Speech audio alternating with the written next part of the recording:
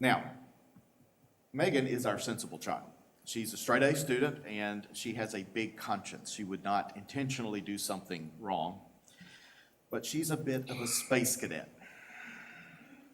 And as a teenager, Regina and I figured that she needed about 20% more common sense than she had.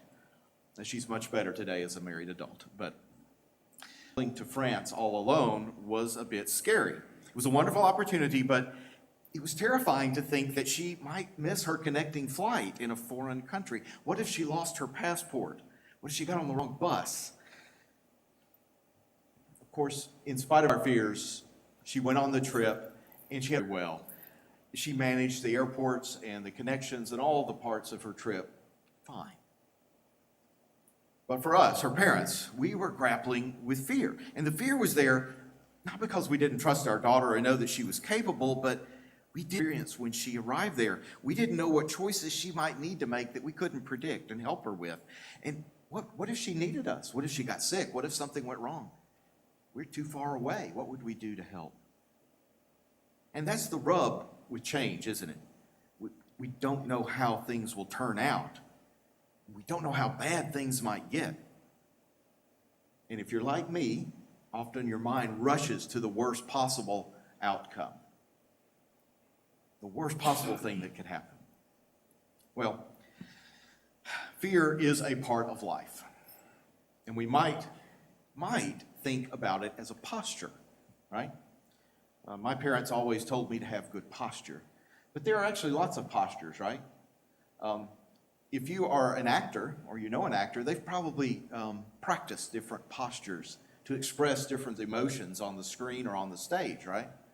Now for fear, you might get one like a cringe, right? You're fearful and maybe a little bit disgusted, I don't know. You might pull your arms in, you're scared, you're protecting yourself. Or you might push them out defensively to protect yourself from something you're scared of. Fear is a posture. It's a way of living. It's a way of reacting to and being with the world.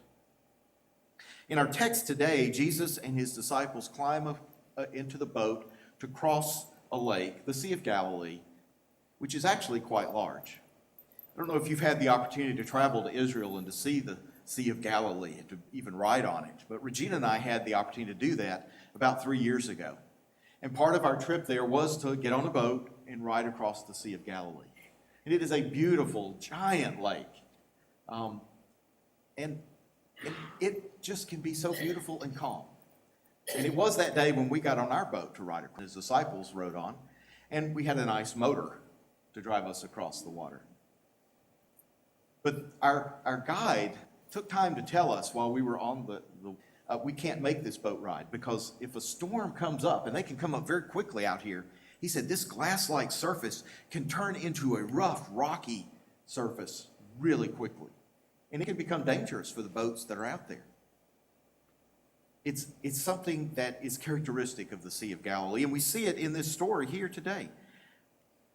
The sea that was calm and calm enough for this tired Jesus to fall asleep as they were beginning their journey suddenly becomes very stormy to the degree that water was coming into the boat, the text tells us. And the disciples were terrified and they wake up Jesus.